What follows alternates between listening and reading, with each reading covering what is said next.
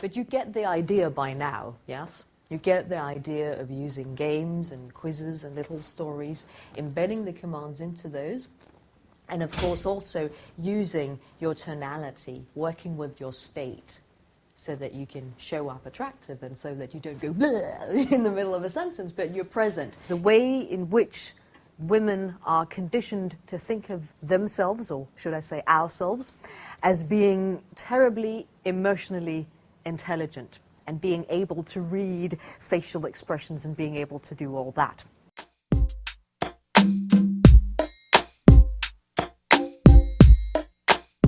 Tell you why, yes, it's intensely frustrating. Do you train the women then or not? Of course I do, of course I do. Do women also need this kind of training? Oh my God, like you wouldn't what, imagine. to seduce a man? Not so much. Well, seduction is a lot of things, but to me it's most of all being aware of your social skill set. It's also being aware of the best match.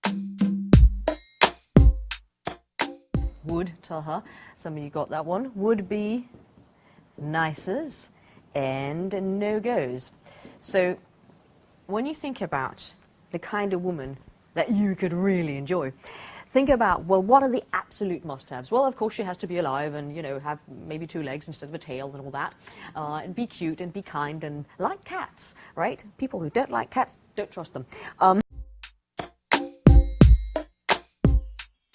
Men for det første træner sig selv i at lægge mærke til de emotionelle reaktioner, man selv har. Det er der, hvor det starter.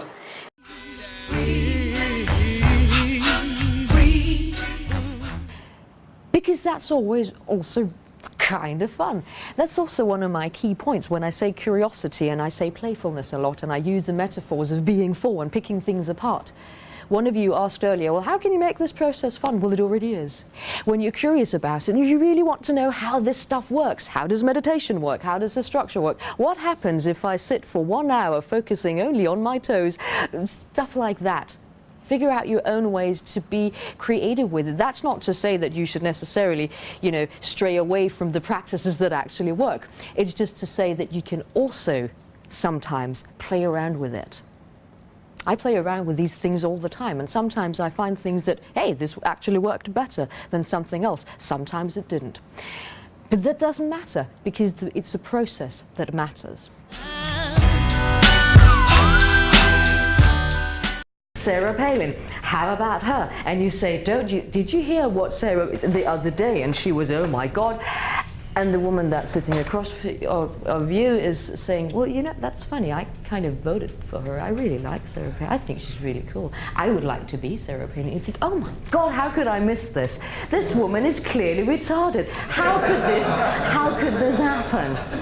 How can that happen? And this happens when you forget to do this. And as you recall, this is my visual metaphor for charting the territory. You forgot to look at the other areas also, because there was this one area that was so very, very interesting that you drilled to the bottom of it and stayed there and got tunnel visioned and forgot to look at what was around. Now, how many of you by this point in time are thinking, well, that's very well, but what if I'm just small talking with a colleague at work and I want to start introducing some seductive related themes? How do I do that? How do I bridge from this to this? How many of you are thinking that? Yes, you should be thinking that at this point. Thank you. The trick is, of course, to be able to link any subject and any theme to themes that are conducive for seduction. Now, what do I mean by that? Something doesn't have to be relevant for you to say that it is. That reminds me of. You feel like you're stalling in a conversation and you want to change the subject. One really great way of doing it is actually just maintaining eye contact and going, you know, that reminds me of... Yeah, so what were you saying? Oh, right. Right. Talk about the Discovery Channel. Exactly. You would go directly say, TV? Yes. Well, I saw an interesting show on Discovery Channel the other day, right? I don't have to go through a bazillion of these examples for you to get what I'm saying here, right? So let's actually do a really fun one. Why don't you give me a topic that's really absurd and far out and has nothing, as far removed as anything seduction related as you could possibly think of? Like elephant polo. Elephant polo. Okay, you're telling me that elephant polo is as far removed as anything sexual as humanly possible? Elephants? Come on. I mean... Okay. Good point. Where's that from? Turkey invading Syria. Turkey invading Syria. Right, yes. Invading. Penetrating enemy lines, yes. Rockets, anyone? Yes. Anything else? Can the apocalypse? Oh, Greenland. Or Greenland? Yeah. What's that? Speculation in currencies. Right, speculation in currencies is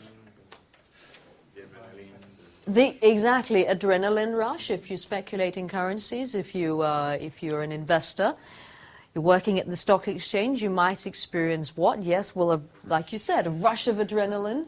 Would it be fascinating?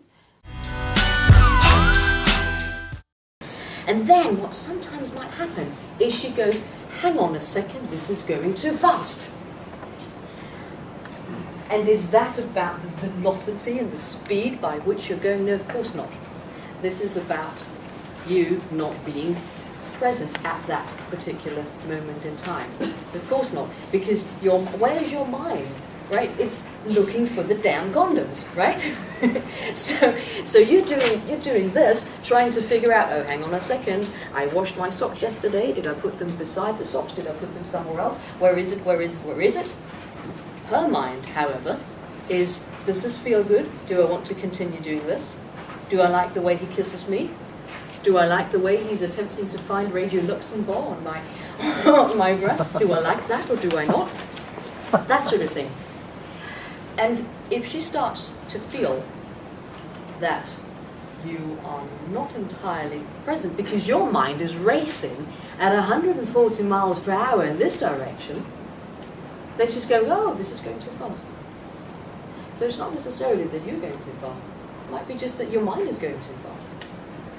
So that internal dialogue, the less noise it's going to make. It's not the other way round. Sometimes we believe that, okay, first I need to quiet down the dialogue and then I can go out into the world and be present and do all these kinds of odd things and observe her. And I heard I think it was you, so in the back, we were talking about picking up girls and observing things about her in the break earlier.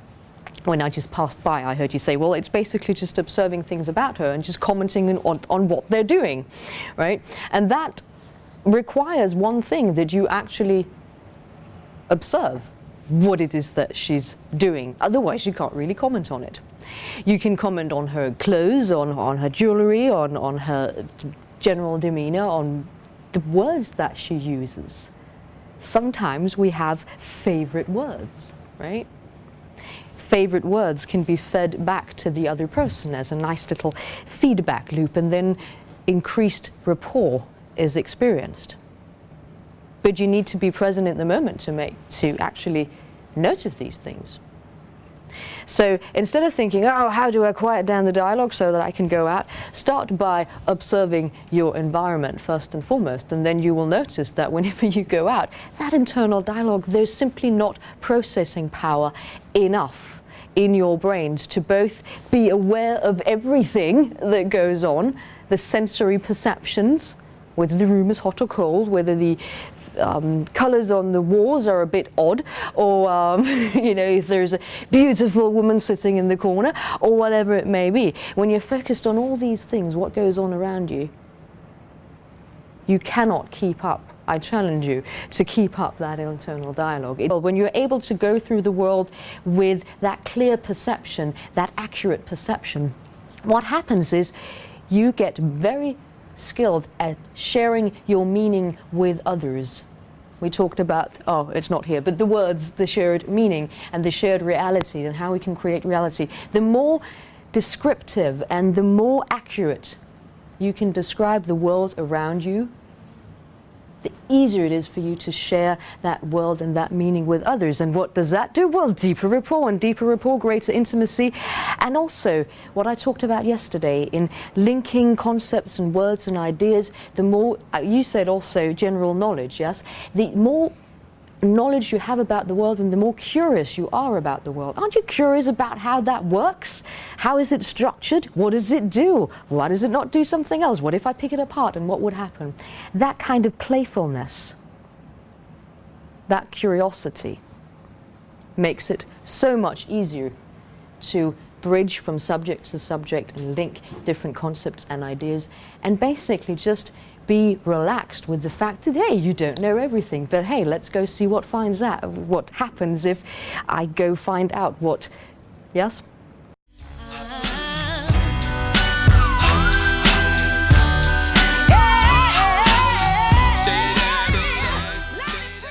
Sensory perceptions and passions are very, very closely linked.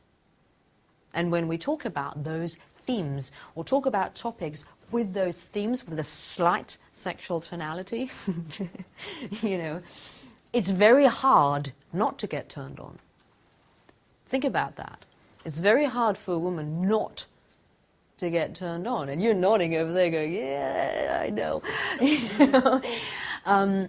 When you approach anything, any topic from the theme of adventure, escape, or fantasy, it's very difficult. It's very difficult not to start thinking, I wonder, and it doesn't really have to go on a conscious level.